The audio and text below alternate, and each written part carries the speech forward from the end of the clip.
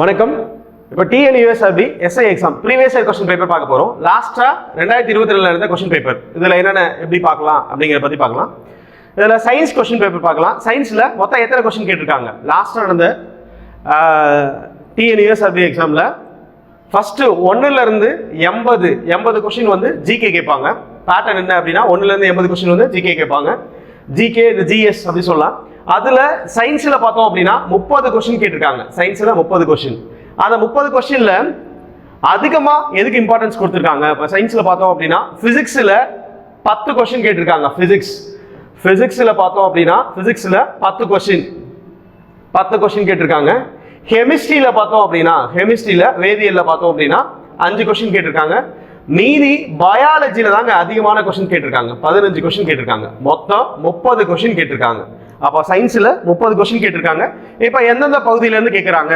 அப்போ நம்ம ஒரு பழைய கொஸ்டின் பார்க்கும்போது, ப்ரீவியஸ் இயர் கொஸ்டின் பார்க்கும்போது அந்த கொஸ்டின் எந்த டாபிக்லேருந்து கேட்குறாங்க, அந்த டாபிக் நம்ம படிச்சிட்டோமா அப்படின்னு நம்ம ரெடி ஆயிடணும். ஓகே, ஒரு கொஸ்டின் படிக்கும்போது அந்த டாபிக் எந்த டாபிக்லேருந்து கேட்குறாங்க, அந்த டாபிக் நம்ம படித்து அடுத்த எக்ஸாமுக்கு ரெடி ஆகணும்.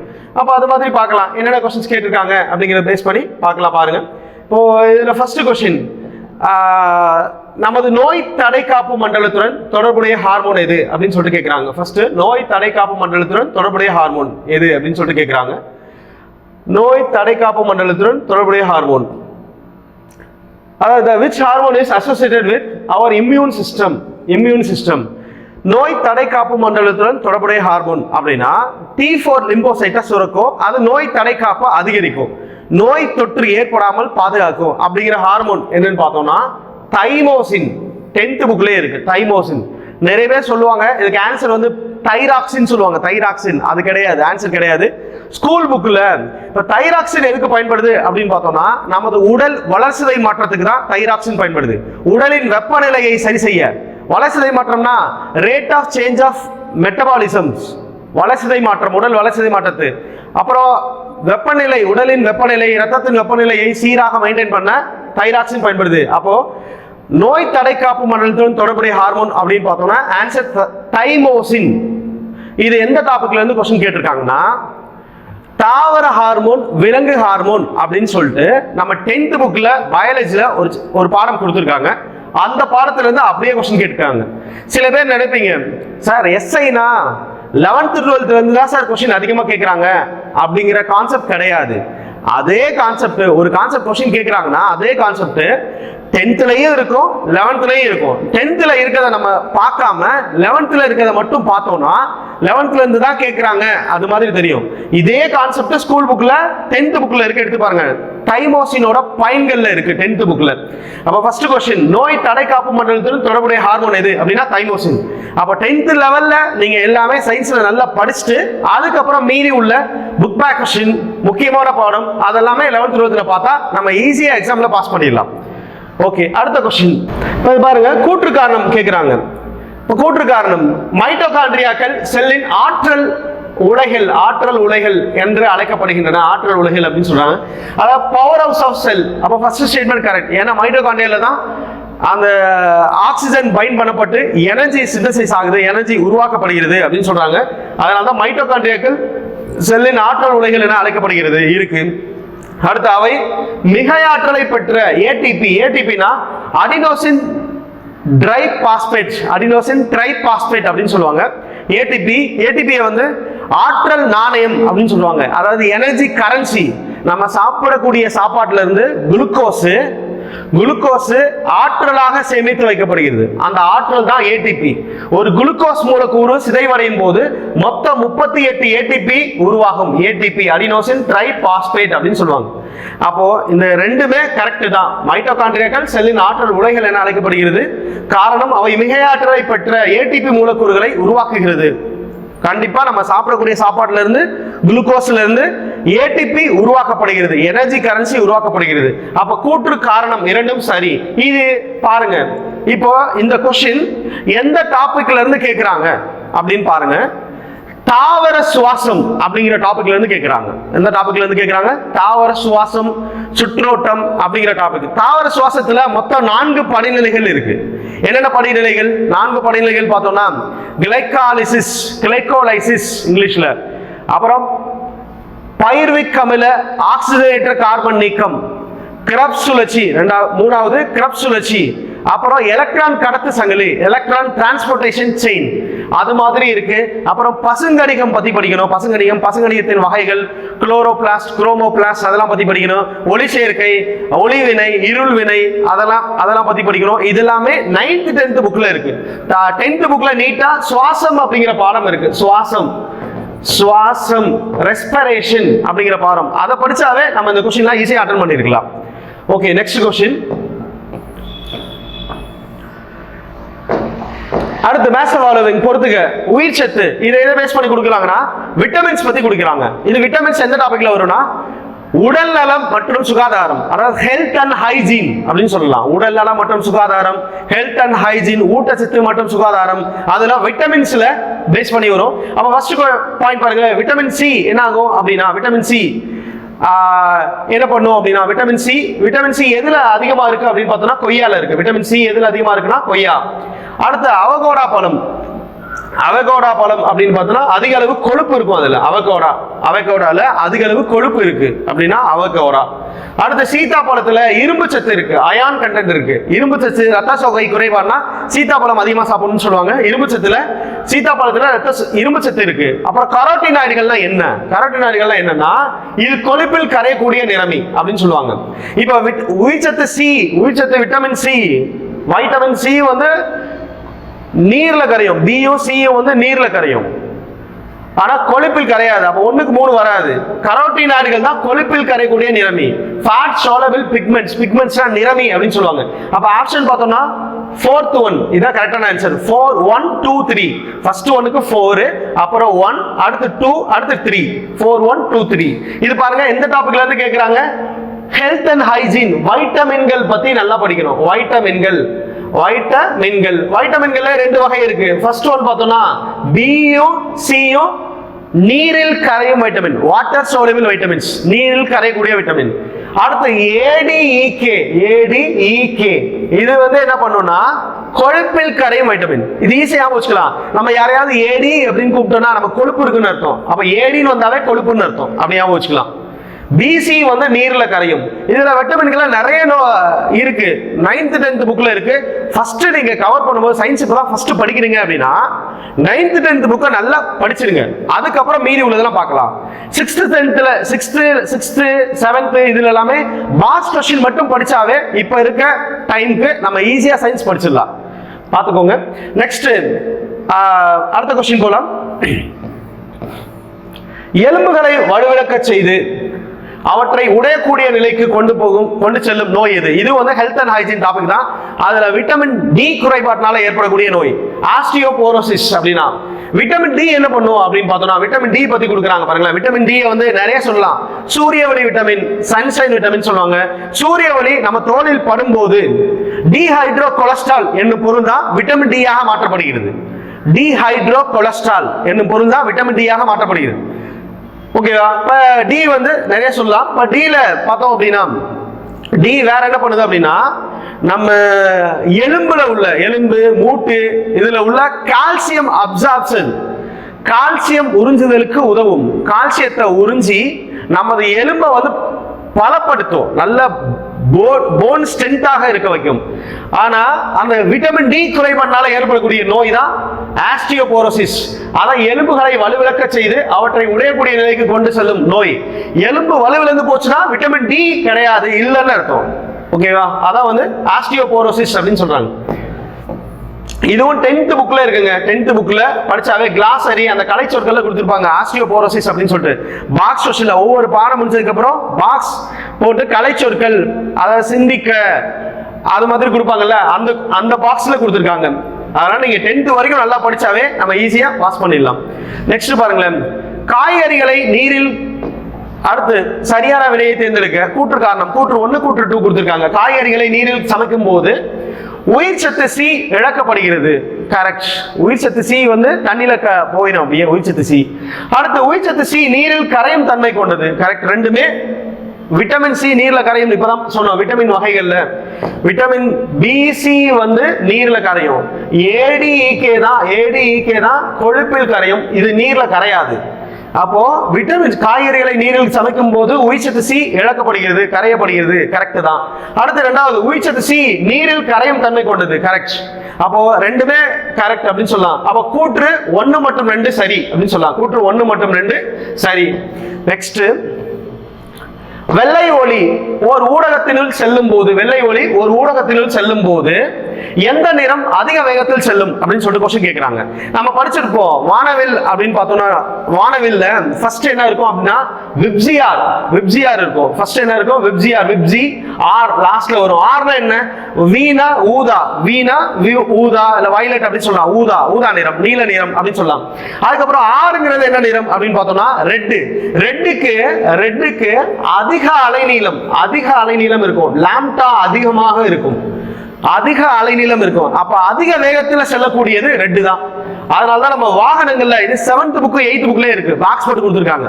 நம்ம வாகனங்கள்ல பின்னாடி இண்டிகேட்டராவோ இல்ல அபாய லைட்டாவோ ரெட் கலர் தான் வச்சிருப்பாங்க. ஏன்னா தூரத்துல வந்தா கூட ரெட் கலர் வந்து ஈஸியா நமக்கு தெரியும் அப்படிங்கிறதுக்காக. அப்ப அதிக தூரம் செல்லும் ஒளி அப்படின்னு பார்த்தோம்னா சிவப்பு. இதோட அலைநீளம் அதிகம், அதனால அதிக தூரம் போகும். அதை இன்னொரு கொஸ்டின் கேட்பாங்க. சூரியன் உதயம் சன் ரைஸ் அப்புறம் சன் செட். சூரியன் உதயம் மற்றும் மறையும் போது செம்மை நிறம் ஏன் இருக்கு அப்படின்னு பார்த்தோம்னா, ஆறு வந்து அதிக அலைநீளம் உடையது,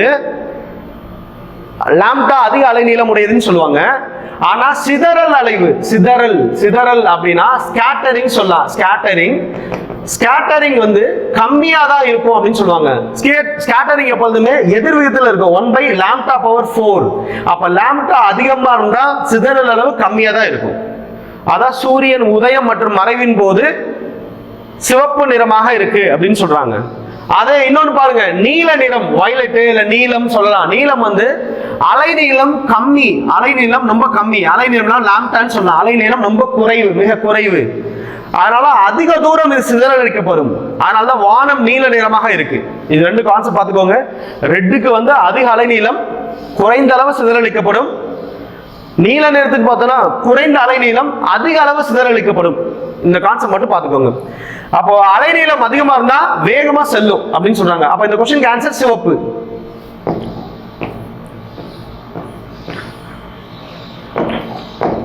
அடுத்து பாருங்களேன், பொருள் ஒன்றில் மின் துகள்கள் இருப்பதை கண்டறிய பயன்படுத்தப்படும் கருவி. மின் துகள்கள் இருப்பதை கண்டறிய பயன்படும். இது எந்த பாடத்துல இருந்து கேட்டிருக்காங்கன்னா பிசிக்ஸ்ல மின்னோட்டவியல், மின்னியல் அந்த பாடத்துல இருந்து கேட்டிருக்காங்க. இது பாருங்களேன், பொருள் ஒன்றில் மின் துகள்கள் இருப்பதை, மின் துகள்கள்னா அம்மீட்டர், மின் துகள்கள் எவ்வளவு கரண்ட் இருக்கு, அப்ப அம்மீட்டர்னா ஏன்னு கொடுத்திருப்பாங்க. அம்மீட்டர்னா கரண்ட் எவ்வளவு இருக்கு அப்படிங்கறத கண்டறிய பயன்படுகிறது அம்மீட்டர். அடுத்து வோல்ட் மீட்டர்னா என்ன? வோல்ட் மீட்டர் எதுக்கு பயன்படுத்துனா மின்னழுத்தம் மற்றும் மின்னழுத்த வேறுபாடு ஆகியவற்றை அளவிட பயன்படுகிறது. பொட்டன்ஷியல் டிஃபரன்ஸ் ஆகியவற்றை கண்டறிய பயன்படுகிறதா வோல்ட் மீட்டர் சொல்லலாம். அடுத்து நிலை மின்காட்டி, இதெல்லாம் எலக்ட்ரோஸ்கோப், அதெல்லாம் நமக்கு தேவையில்லை. இப்ப மின்னோட்டவியல் பாடத்துல இது ரெண்டு மட்டும் தான். அடுத்து கால்வனோமீட்டர் பாருங்களேன். கால்வனோமீட்டர் வந்து ஒரு சுற்றில் மின்னோட்டம் செல்லும் திசையை கண்டறிய, ஓகேவா, direction of flow of current, திசையை கண்டறிய கால்வனோமீட்டர் பயன்படும். ஓகேவா, இதெல்லாமே மின்னோட்டவியல் டாபிக்ல இருந்து கேட்டிருக்காங்க. அப்ப மின் துகள்கள் இருப்பதை கண்டறிய பயன்படுவது அம்மீட்டர், ஆப்ஷன் டி. அடுத்து இதுவும் மின்னோட்டம் டாபிக்ல இருந்தா क्वेश्चन கேட்டிருக்காங்க. மேற்கூறிய சமன்பாடு V = IR, இல்லனா ஐயர் வெஜிடேரியன் அப்படின்னு ஞாபகம். IR = V அப்படின்னு ஞாபகம். இதான் ஓம்ஸ் லா. அது கரெக்டான ஃபார்முலா தான். மேற்கூறிய சமன்பாடு சார்ஜ் சைன் ஓம் என்பவரால் நிறுவப்பட்டது. First statement correct. இரண்டாவது ஸ்டேட்மென்ட் பாருங்க, மேற்கூறிய சமன்பாட்டில் V என்பது மின்னழுத்தத்தையும் பொட்டன்ஷியல் டிஃபரன்ஸ் இல்லனா பொட்டன்ஷியல் அப்படின்னு சொல்லலாம். அடுத்து I என்பது மின்னோட்டம்னா கரண்ட், கரெக்ட். அடுத்து R என்பது மின்தடைனா ரெசிஸ்டன்ஸ், இத குறிக்குது. அப்ப இந்த ரெண்டு ஸ்டேட்மென்ட்டும் correct. both 1 and 2 are correct அப்படின்னு சொல்லலாம். ஆப்ஷன் சி சொல்லலாம், சி.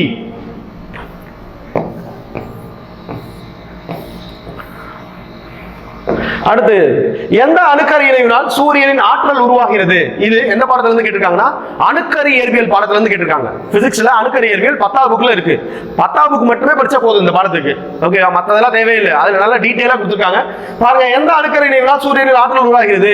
ஹைட்ரஜனில் இருந்து ஹீலியம், ரெண்டு ஹைட்ரஜனோட ஐசோடோப்ஸ், 1H1 + 1H2, இது ரெண்டு இணைச்சு ஹீலியம் உருவாகும். ஹீலியம் ஹைட்ரஜனில் இருந்து ஹீலியம் உருவாகும். அதான் வந்து அதிக வெப்பாற்றலை தரக்கூடியது. சூரியன்ல நடக்கும் இது அதிக வெப்பநிலை 10⁹ இருந்து 10⁷ இருந்து 10⁹ கெல்வின் வெப்பநிலையில மட்டும் தான் நடக்கும் அப்படின்லாம் சொல்லலாம்.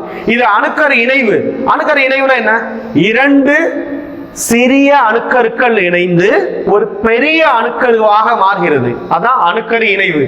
ஹைட்ரஜன் டு ஹீலியம் அதான் சூரியன்ல நடக்கும். அணுக்கரு பிளவு சாதாரணமா நடக்கும். அணுக்கரு பிளவுனா என்ன? பெரிய அணுக்கரு சின்ன சின்ன அணுக்கருக்களாக மாறுறது. ஓகே, நியூக்ளியர் ஃபிஷன் சொல்லுவாங்க. இது நியூக்ளியர் ஃபியூசன் அப்படின்னு சொல்லுவாங்க. அணுக்கரு இணைவு. ராக்கெட்டுகளில் பயன்படுத்தப்படும் கிரையோஜெனிக் இயக்கு பொருள். இது என்ன டாபிக் அப்படின்னு பாருங்களேன். ராக்கெட்டுகளில் இது வந்து யூனிவர்ஸ் பேரண்டம் அந்த டாபிக்ல இருந்து क्वेश्चन கேட்டிருக்காங்க. இல்ல கரண்ட் அஃபேர்ஸ் கூட சொல்லலாம். ஸ்கூல் புக்ல இருக்கு. ஸ்கூல் புக்ல வந்து பேரண்டம் அந்த யூனிவர்ஸ்ல வந்து மைல்ஸ் அண்ணாதுரை, மங்கள்யான், அப்புறம் நிறைய விண்வெளி வீரர்கள் பத்தி நம்ம ஸ்கூல் புக்ல கொடுத்துருக்காங்க. ஓகேவா? அதை படிச்சாலே நம்ம ஈஸியா சொல்லிடலாம். இப்ப கிரையோஜெனிக் அப்படின்னா என்னன்னு சொல்றாங்க? ராக்கெட்டுகளில் பயன்படுத்தக்கூடிய கிரையோஜெனிக். அதாவது கிரையோஜெனிக்னா நார்மலா ஆக்சிஜன், ஹைட்ரஜன், ஹீலியம் இதெல்லாம் கேஸா இருக்கும். அதை நல்ல குளிர்விச்சோம்னா, டெம்பரேச்சரை ரிமூவ் பண்ணோம்னா, அதாவது டெம்பரேச்சரை மைனஸ்ல கொண்டு வந்தோம்னா, மைனஸ் 152 சொல்லலாம். டெம்பரேச்சர் எவ்வளவு சொல்லலாம் அப்படின்னா -152 இருந்து 183 இல்லைன்னா 283 மைனஸ்ல இருக்கும். மைனஸ் அதிகுளிர்விக்கப்பட்ட ரொம்ப டெம்பரேச்சரை ரொம்ப கம்மி பண்ணோம்னா அதான் அதிகுளிர்விக்கப்பட்ட திரவம் இல்ல வாயுவா மாறும். வாயு வந்து திரவமா மாறும் அப்படின்னு சொல்றாங்க. அப்ப கிரையோஜெனிக் டெக்னிக் ராக்கெட்டுகளில் பயன்படுத்தப்படும் கிரையோஜெனிக் அப்படின்னா என்னன்னா மிக குறைந்த வெப்பநிலையில இருக்கும். அதான் எவ்வளவு குறைந்த வெப்பநிலை? -183 இருந்து -252 என்ன டிகிரி செல்சியஸ்ல இருக்கும். ஓகேவா? -152 கூட சொல்லுவாங்க. ரொம்ப கம்மியா மைனஸ்ல கொண்டு போறது. அடுத்து சிரிப்பு உடலுக்கு நல்லது. ஏனெனில் சிரிப்பு தகைப்பு ஹார்மோனான சுரத்தலை குறைத்து நம்மை இயல்பு நிலைக்கு கொண்டு வருகிறது அப்படின்னு சொல்லக்கூடிய ஹார்மோன். அதை தூண்டக்கூடிய ஹார்மோன் அப்படின்னு பார்த்தோம்னா அட்ரினலின் சுரப்பி அப்படின்னு சொல்லுவாங்க. இந்த சிரிப்பு உடலுக்கு நல்லது ஏனெனில் சிரிப்பு தகைப்பு போன்ற ஹார்மோனான சுரத்தலை ஏற்படுத்துகிறது. சிரிப்பு ஹார்மோன் அப்படின்னாவே நம்ம மோஸ்ட்லி வந்து அட்ரினல் சுரப்பி இதான் காரணம் அப்படின்னு சொல்லுவாங்க. இது அதாவது விலங்கு ஹார்மோன்ல இருந்து இந்த क्वेश्चन கேட்டிருக்காங்க. 10th புக்ல இருக்குங்க. முன்னாடியே நம்ம தைமோசின் ஹார்மோன் பத்தி படிச்சோம். அடுத்து இரண்டாவது ஹார்மோன் பத்தி கேக்குறாங்க. அப்ப ஹார்மோன் பாடம் ரொம்ப முக்கியம். அதனால படிச்சிருங்க. ஓகேவா? அடுத்து ஒரு உயிரினத்தின் மரபு பொருளில் திடீரென ஏற்படும் மாற்றம் டாஸ் என்று அழைக்கப்படுகிறது. திடீரென ஏற்படும் மாற்றம் டாஸ் என்று அழைக்கப்படுகிறது. ஒரு உயிரினத்தின் மரபு பொருளில் திடீரென ஏற்படும் மாற்றம் என்ன மாற்றம் அப்படின்னு பார்த்தோம்னா சடுதி மாற்றம் அப்படின்னு சொல்லலாம். திடீரென ஏற்படும் மாற்றம் சடுதி மாற்றம். இது எந்த புக்ல இருக்குன்னா ஸ்கூல் புக்ல 10th புக்ல இனக்கலப்பு, பாரம்பரியம், ஜெனடிக்ஸ் அந்த பாடத்துல இருக்கு. அந்த 3 பாடத்தையும் படிச்சீங்க அப்படின்னா நம்ம ஈஸியா இது மாதிரி क्वेश्चंस எல்லாம் ஈஸியா ஆன்சர் பண்ணிடலாம். ஃபர்ஸ்ட் நீங்க 10th நல்லா படிச்சுட்டு அதுக்கப்புறம் 11th 12th உள்ள box question, book back question அது மாதிரி போங்க. ஓகே, பின்வருவவற்றில் எந்த தாவரம் தண்டில் உணவை சேமிக்கிறது? இப்ப பீட்ரூட்லாம் பாருங்களேன், வேர்ல உணவை சேமிக்கும். பீட்ரூட்லாம் வேரில் உணவை சேமிக்கும் சொல்லலாம். வேரில் உணவை சேமிக்கும். கேரட்டும் வேர்ல உணவு சேமிக்கும். உருளைக்கிழங்கு வேர்ல உணவு சேமிக்கும். ஆனா இங்க क्वेश्चन என்ன கேக்குறாங்க? தண்டில் உணவை சேமிப்பது எது? அப்ப முள்ளங்கி தான் தண்டில் உணவை சேமிப்பது. முள்ளங்கி தண்டில் உணவை சேமிக்கும் அப்படின்னு சொல்லலாம். முள்ளங்கி.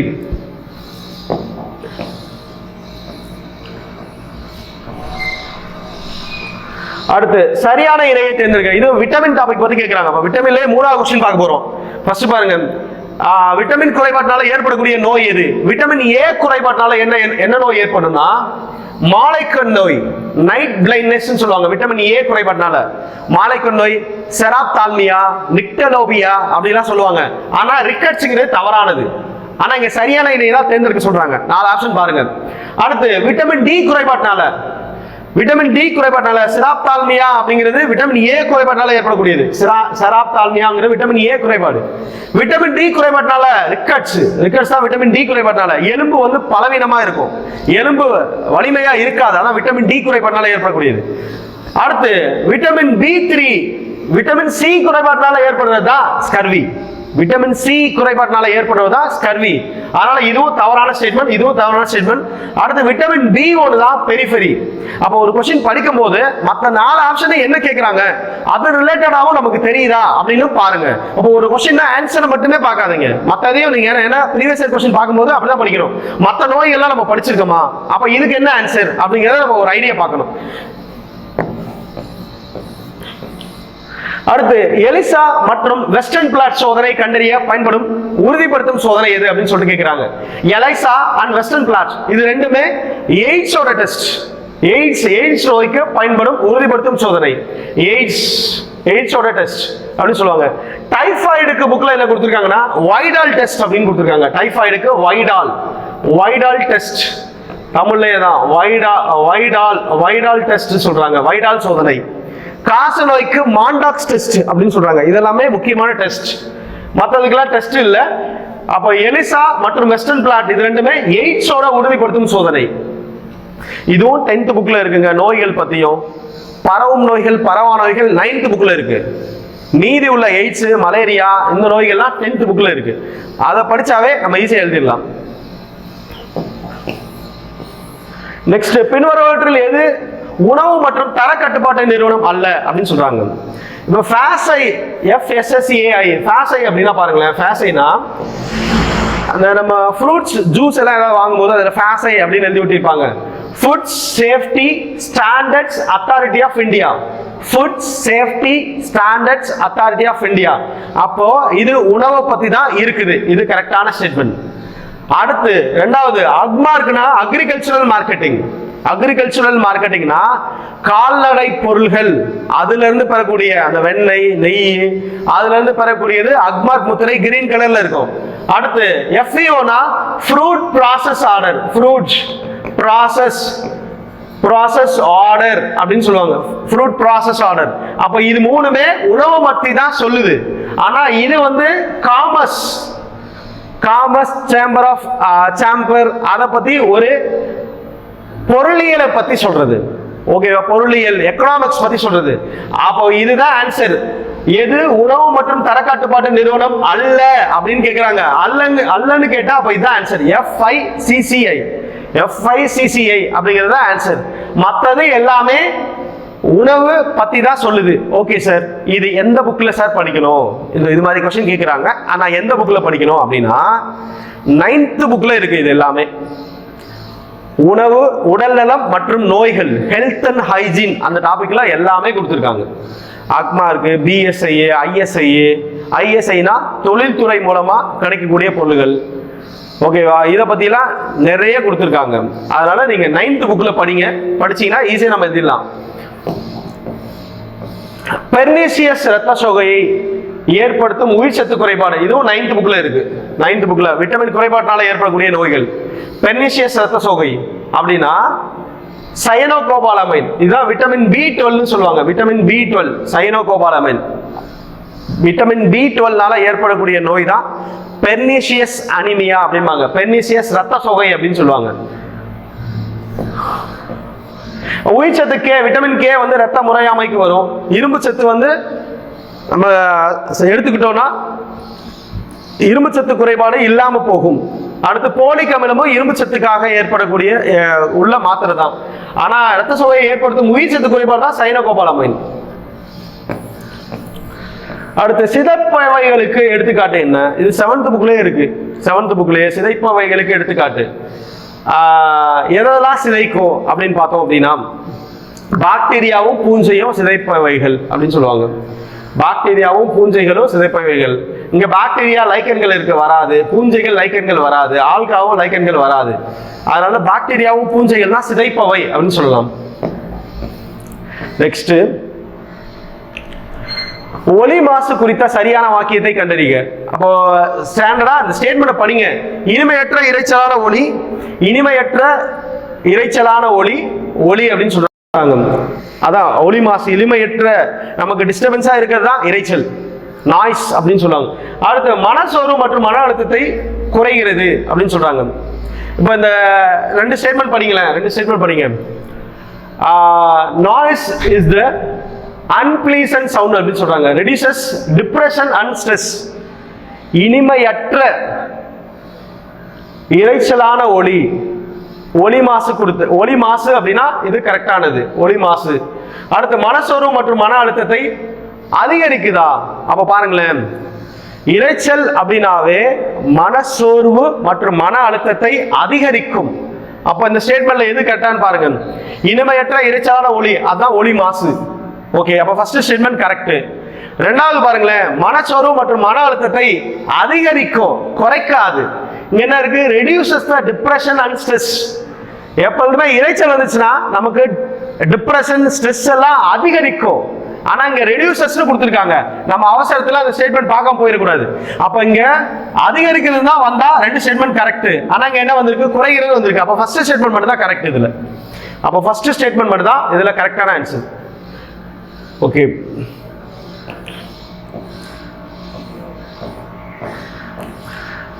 அடுத்து பாருங்களேன், இது வந்து என்வரான்மெண்ட் எக்காலஜி டாபிக்ல இருந்து கேட்டிருக்காங்க. என்வரான்மெண்ட் எக்காலஜி டாபிக்ல இருந்து புலிகள் பாதுகாப்பு திட்டம் எந்த வருஷம் பாருங்க. புலிகள் பாதுகாப்பு திட்டம், புலிகள் பாதுகாப்பு திட்டம் 1973. புலிகள் பாதுகாப்பு திட்டம். யானைகள் பாதுகாப்பு திட்டம் எப்பன்னு பாருங்க. யானைகள் பாதுகாப்பு திட்டம் 1992. கடல் ஆமைகள், சி டர்ட்டில் கன்சர்வேஷன் 1999. இந்திய காண்டா மிருகங்கள் பாதுகாப்பு திட்டம் எப்பனா ரைனோசஸ் சொல்லுவாங்க. அதான் அஸ்ஸாம்ல ஒற்றை கொம்பு காண்டா மிருகம் 2020. அப்போ 3க்கு சி அப்படின்னு பார்த்தாவே ஃபர்ஸ்ட் ஆப்ஷன் தான் கரெக்ட். 3க்கு சி அப்படின்னு பார்த்தாவே ஃபர்ஸ்ட் ஆப்ஷன் தான் கரெக்ட். புலிகள் பாதுகாப்பு திட்டம் 1973. இது எந்த டாபிக்ல இருக்கு தெரியுமா? சுற்றுச்சூழல் மற்றும் சூழலியல், என்வரான்மெண்ட் எக்காலஜி 10வது புக்ல இருக்கு. அதை படிச்சாவே போதும். 11th 12th எல்லாம் போகணும்னு அவசியமே இல்லை. அதான் என்ன சொல்றேன்னா 10வது புக் வரைக்கும் நீங்க நல்லா படிச்சிட்டீங்கன்னா மீதி உள்ளதெல்லாம் ஈஸியா சொல்லிட்டு போயிடலாம். நெக்ஸ்ட், அடுத்து வெற்றிட குடுவையை கண்டுபிடிச்சவர் யார்? இது 8th புக்ல உள்ள பாக்ஸ் கொஸ்டின். எந்த டாபிக்ல சார் இருக்கு? வெப்பம் டாபிக்ல இருக்கு. வெப்பம், வெப்பம் ஹீட் டாபிக்ல இருக்கு. ஹீட் வெப்பம் டாபிக்ல இருக்கு. வெற்றிட குடுவையை கண்டுபிடிச்சவர் James Dewar. Box question. Box question உனக்கு தெரியுமா? மேலும் அறிந்து கொள்க. அதெல்லாம் கண்டிப்பா படிச்சாகணும். அதுல இருந்து கொஸ்டின் கேட்பாங்க. நெக்ஸ்ட், குடைராட்டினத்தில், இது பிசிக்ஸ்ல விசை டாபிக்ல இருந்து கொஸ்டின் கேட்கறாங்க. இது எந்த டாபிக் பாருங்க? பிசிக்ஸ்ல விசை, ஃபோர்ஸ். விசை, விசையில என்னென்ன படிக்கணும் பாருங்களேன். அடிப்படை விசைகள் 4. வலிமை குன்றிய அணுக்கர விசை, வலிமை மிகுந்த அணுக்கர விசை, புவியீர்ப்பு விசை, கிராவிடேஷனல் ஃபோர்ஸ். அடுத்து பார்த்தோம்னா நிலைமின்னியல் விசை, எலக்ட்ரோஸ்டாட்டிக் ஃபோர்ஸ், இதெல்லாம் படிச்சிடணும். அடுத்து உராய்வு விசை, 8th புக்ல கொஞ்சம் இருக்கு உராய்வு விசை பத்தி. அதுக்கப்புறம் மைய நோக்கு விசை, மைய விலக்கு விசை, சென்ட்ரிஃபியூகல் சென்ட்ரிபெடல் ஃபோர்ஸ், அதை பத்தி கொஸ்டின் கேட்டிருக்காங்க. அப்போ இது விசை டாபிக்ல இருந்து 8th 9th 10th அதுல படிச்சாவே போதும். குடைராட்டினத்தில் சுற்றும் பொழுது நீங்கள் வெளிநோக்கிய திசையில் இழுவிசையை உணர்கிறீர்கள். இவ்விசைக்கான காரணம் என்ன? அப்ப வெளிநோக்கிய விசை அப்படின்னா மையத்தை நோக்கி இல்ல. அப்ப ஆப்ஷன் பி தான், மைய விலக்கு விசை தான். நிறைய பேர் சொல்லுவாங்க இது மைய நோக்கும்பாங்க. தப்பான ஆன்சர். நீங்க ஃபைனல் ஆன்சர் கீழே பாருங்க, மைய விலக்கு விசை தான் கொடுத்திருக்காங்க. மைய விலக்கு விசை தான் கரெக்டான ஆன்சர். ஓகேவா? மைய விலக்கு விசை எப்போதுமே ஒரு மையத்தை நோக்கி இல்லாம வெளிநோக்கி, டுவர்ட்ஸ் அவுட், வெளிநோக்கி செயல்பட்டா அந்த விசைக்கு பேர் வந்து மைய விலக்கு விசை அப்படின்னு சொல்லலாம். அடுத்த கொஸ்டின், சரியான இணையை தேர்ந்தெடுக்கவும். இது என்ன பாடம்னா இயற்பியல் அளவு, பிசிக்கல் யூனிட்ஸ், அதுல இருந்து கொஸ்டின் கேட்டிருக்காங்க. பிசிக்கல் யூனிட்ஸ்ல இருந்து கொஸ்டின் கேட்டிருக்காங்க. யூனிட்ஸ்னா அலகு. இதுல எஸ்ஐ அலகுலாம் கண்டிப்பா படிச்சாகணும். அதுல இருந்து ஒரு கொஸ்டின் கேட்கிறாங்க. அட்மாஸ்பியரிக் பிரஷர், அட்மாஸ்பியரிக் பிரஷர்னா பிரஷர்னாவே நியூட்டன் பர் மீட்டர் ஸ்கொயர் அப்படின்னு சொல்லலாம். Newton per metre square. இத பிளேஸ் பாஸ்கல் அப்படிங்கிற சயின்டிஸ்ட் கண்டுபிடிச்சாரு. நம்ம பாஸ்கல்லாம் படிச்சிருப்போம்ல, பிளேஸ் பாஸ்கல். அதனால அழுத்தத்தோட அலகுக்கு பாஸ்கல் அப்படின்னு பேர் வச்சிருக்காங்க. பாஸ்கல். ஒரு நியூட்டன் பர் மீட்டர் ஸ்கொயர்னா பாஸ்கல் அர்த்தம். அப்ப அழுத்தத்துக்கு வேற என்ன சொல்லலாம்னா பாஸ்கல். அப்ப அழுத்த வளிமண்டல அழுத்தம்னா பாஸ்கல் அப்படின்னு சொல்லலாம். ஒண்ணுக்கு பி. 2 விசைனா என்ன? நியூட்டன். விசை அலகு நியூட்டன். நியூட்டன் எப்படி எழுதலாம்? நியூட்டன் அதே தான் இருக்கு. நியூட்டனை அதே தான் கொடுத்திருக்காங்க. இல்லனா நியூட்டனை கிலோகிராம் மீட்டர் பர் செகண்ட் ஸ்கொயர்னு சொல்லலாம். நியூட்டன். அப்ப 2க்கு ஏ. அடுத்து நிறை அப்படின்னா கிலோகிராம் தெரியும். 3க்கு 4. அடுத்து அடர்த்தினா டென்சிட்டி கிலோகிராம் நிறை பை பருமன், kilogram per metre cube, kilogram per metre cube வருங்க, கிலோகிராம் பர் மீட்டர் கியூப். அப்போ 4க்கு சி, அப்ப என்ன ஆன்சர் கரெக்டா இருக்குன்னு பாருங்க. 2க்கு ஏ, 2க்கு ஏ இங்க மட்டும் தான் இருக்கு. ஆப்ஷன் பி தான் கரெக்டான ஆன்சர்.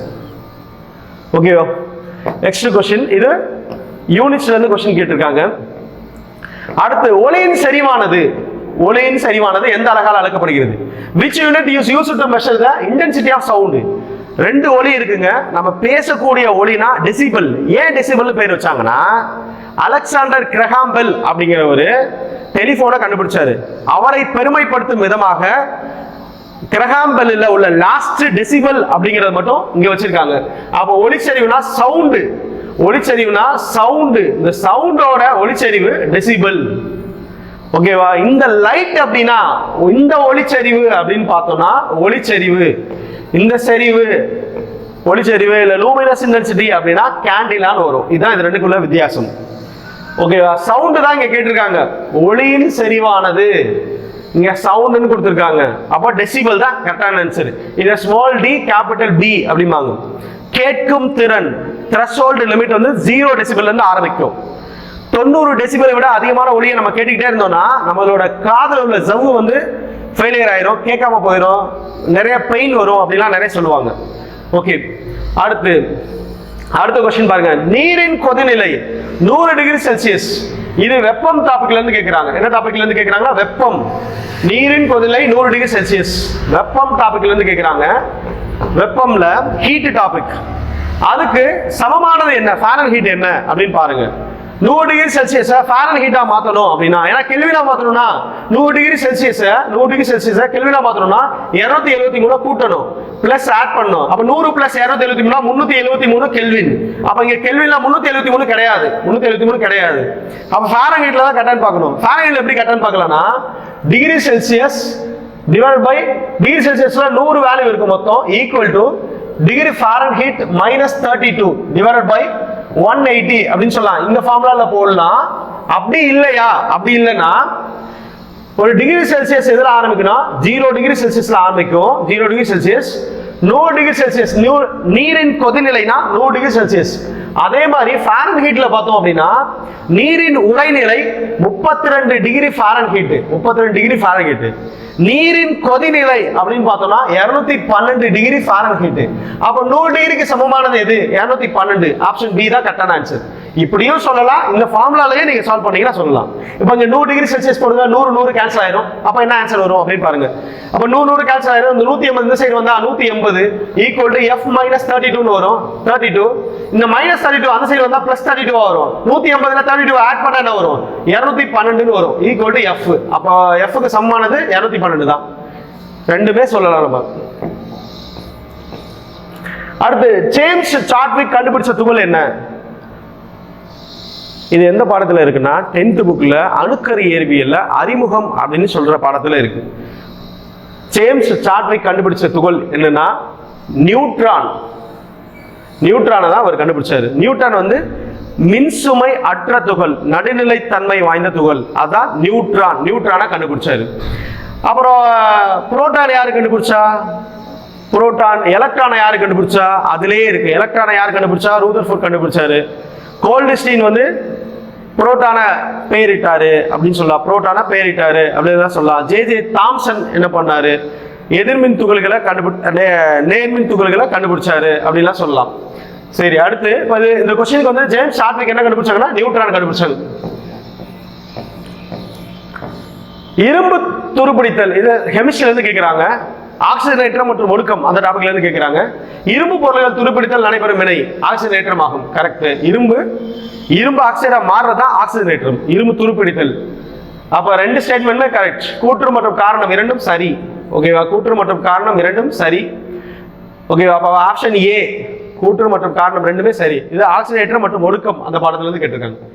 நெக்ஸ்ட் அடுத்து அமிலக்கார உப்புகள் கெமிஸ்ட்ரியில இருந்து கேட்டிருக்காங்க. அமிலக்கார உப்புகள் இருந்து கேட்டிருக்காங்க. நைட்ரிக் அமிலத்தோட பயன் பாருங்களேன், எங்க பயன்படுதுன்னா உணவுப் பொருள் செரிமானம் பயன்படல. நைட்ரிக் அமிலம் உணவுப் பொருள் செரிமானம் இல்ல, ஹைட்ரோகுளோரிக் அமிலம் தான் உணவுப் பொருள் செரிமானத்துக்கு பயன்படுது. அடுத்து சல்பியூரிக் அமிலம் குளியல் சோப்பு கிடையாது. சல்பியூரிக் அமிலம் குளியல் சோப்பு கிடையாது. சோடியம் மற்றும் பொட்டாசியத்தின் உயர் கொழுப்பு அமிலங்கள் தான் குளியல் சோப்பு தயாரிக்க பயன்படுகிறது. அப்ப இதுவும் தவறான ஆன்சர். அடுத்து வினிகர் தான் உணவுப் பொருள் கெட்டு போகாமல் இருக்க பயன்படுகிறது. வினிகர்னா அசிட்டிக் அமிலத்திலிருந்து தயாரிக்கிறாங்க. அதான் வினிகர் அசிட்டிக் அமிலம் CH3COOH அசிட்டிக் அமிலத்திலிருந்து வினிகர் தயாரிக்கிறாங்க. அதான் உணவுப் பொருள் கெட்டு போகாமல் ஊறுகாய் மற்ற இதில் எல்லாமே பயன்படுகிறது அப்படின்னு சொன்னாங்க. அப்ப ஆப்ஷன் சி தான் கரெக்டான ஆன்சர். பென்சாயிக் அமிலம் சலவை சோப்பு தவறு. இதுல வினிகர் தான் கரெக்டான ஆன்சர். அடுத்த கொஸ்டின், தாஜ்மஹால் மஞ்சள் நிறமாக மாறுவதற்கு எந்த வாயு முக்கிய காரணமாகிறது? இது என்வரான்மெண்ட் டாபிக். அந்த டாபிக்ல இருந்து கொஸ்டின் கேட்டிருக்காங்க. தாஜ்மஹால் மஞ்சள் நிறமாக மாறுவதற்கு முக்கிய ஆக்சைடுன்னு பார்த்தோம்னா sulphur di oxide. Sulphur di oxide இதுதான் முக்கிய காரணம். Option A. அடுத்த question, the most commonly used cooking gas. பொதுவாக அதிக அளவில் பயன்படுத்தப்படும் சமையல் வாயுவில் உள்ள LPG என்பது என்ன? LPGனா திரவமாக்கப்பட்ட பெட்ரோலியம் வாயு. அதுலயே மீனிங் இருக்கு. Liquefied petroleum gas. Liquefied petroleum gas அதான் திரவமாக்கப்பட்ட வாயு. இதான் வந்து ஆப்ஷன் பி தான் கரெக்டான ஆன்சர். அது மாதிரி இப்ப பாருங்க, மோஸ்ட் ஆஃப் த கொஸ்டின்ஸ் வந்து 10th லெவல் புக்ல தான் கவர் ஆகுது. இதை படிச்சாவே நம்ம ஈஸியா பாஸ் பண்ணிடலாம். 10th லெவல் வரைக்கும் நீங்க நல்லா படிச்சுட்டு அதுக்கப்புறம் நீங்க மீதி உள்ள கொஸ்டின்ஸ் எல்லாம் பாருங்க, ஈஸியா பாஸ் பண்ணிடலாம். Okay, thank you.